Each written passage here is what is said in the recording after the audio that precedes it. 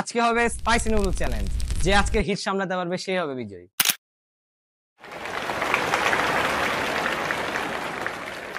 Spicy!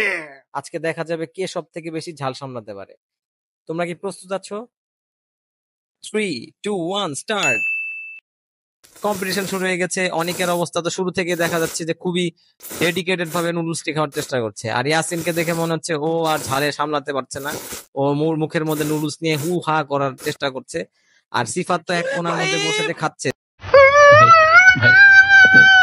তাকে তো আসলে কেউ বিট করতে পারবে না মনে হচ্ছে। সিফাতের প্রায় শেষের দিকে, মনে হচ্ছে সিফাত শেষ করে ফেলবে। সিফাত তো প্রায় শেষ করে ফেলছে, আরেকটু বাকি আছে সিফাত, এবং সিফাত আজকের বিজয়ী।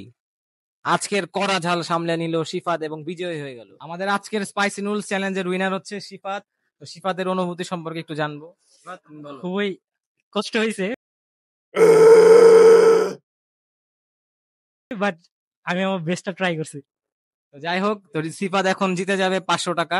पैसा ही पैसा होगा। Thank you.